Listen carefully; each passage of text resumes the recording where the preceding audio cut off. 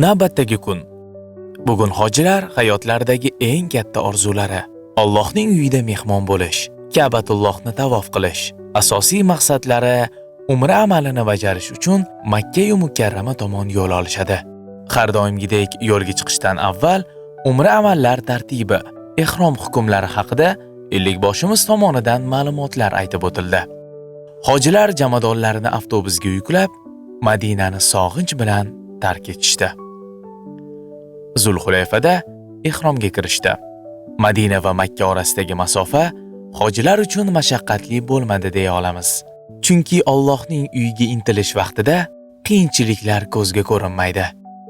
Ular mehmonxonaga yetib kelishdi. O'zlari uchun tayyorlangan xonaga joylashib, kechki ovqat tanavvuli uchun muhtasham oshxonasiga kirishdi. Issiq va mazali taomni tanovvul qilishdi. Shu o'rinda bir eslatma.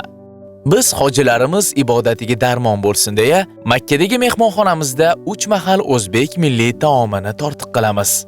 Har bir taom nomida 2 xil taom, 4 xil salat, o'zbek noni, xullas 20 ga yaqin mahsulotlar bor. Eng quvonarlisi, bu taomlarni yurtdoshlarimiz, ya'ni o'zbek oshpazlar tayyorlashadi. Oshxonamizda ayollar alohida, erkaklar alohida taomlanishlari uchun sharoit yaratilgan. Biz hojilarga qulaylik yaratish uchun, ibodatlar mukammal, safarlari xotirjam va muhtasham bo'lishi uchun astoydil xizmat qilamiz. Allohning mehmonlari uning uyi tomon yo'l olishdi. Labbayk Allohumma labbayk. Labbayk la sharika laka labbayk. Innal hamda wan ni'mata laka wal mulk la sharika lak. Masjidul Haramda xufton namozi ado etilgach, Ellikboshi tomonidan tavof hukmlari, umraning savoblari haqida batafsil ma'lumot aytib o'tildi.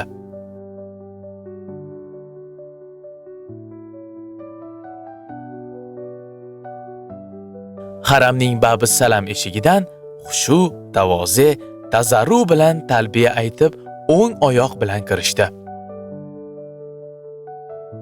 Bilamizki, Ka'batullohni ilk ko'rgandagi niyatlar shak shubhasiz ijobat bo'ladi. Shuning uchun hojilar boshlarini egib, niyatlarini tayyorlab, Allohga iltijolarini qaytarib, Baytulloh yoniga yetib borishdi. Ka'ba-i muazzama yer yuzining qoq markazida joylashgan. Ummul Qur'onning qalbi, musulmonlar qiblasi, qalblar qayta-qayta talpinuvchi muqaddas shior. Haj va umrada ziyorat etiladigan tavofgoh. Masjidul Haramning yuragi, doim rahmat yog'ilib turuvchi manba. Odamlar va olamlar uchun hidoyat manbai bo'lgan yer yuzidagi birinchi qurilgan uy. U osmondagi Baytul Ma'murning soyasidagi bir uydir. Kim Ka'batullohni e'zozlab uni tavof qilsa, juda ko'p ajrlar bilan mukofotlanadi inshaalloh. Ko'z yosh, Allohga shukronalik, jimjitlik, tavba.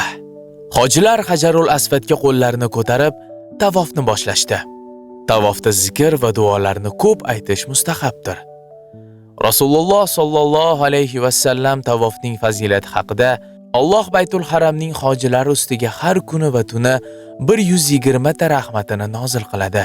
60 tasini tavof qilayotganlarga, 40 tasini namoz o'qiyotganlarga va 20 tasini qarab turganlarga dedilar.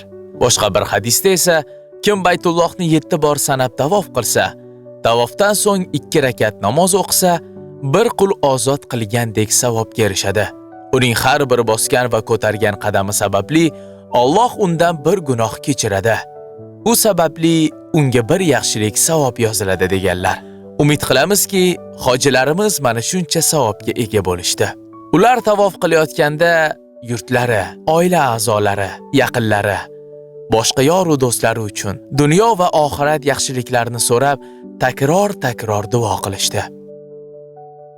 Salobat, hurmat bilan bajarilgan tavof yakunlandi. Tavofni ado qilib bo'lgach, maqomi Ibrohim orqasida 2 rakat namoz o'qishdi. Zamzam suvini ichib, chanqoqligi bosildi.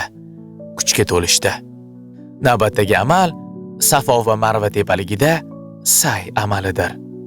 Doimgidek sayning ham hukmlarini, tartiblarini Ellikboshimiz tushuntirib berdilar.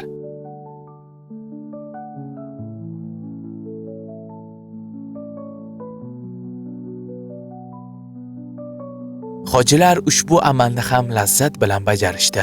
Undan so'ng erkaklar sartaroshxonada sochlarini oldirishdi. Ayollar shaxsiy xonalarida sochlarini qirqishdi. Shuning bilan yillar davomida kutilgan, gunohlarga kafforat bo'luvchi umra amali go'zal tartibda yakunlandi.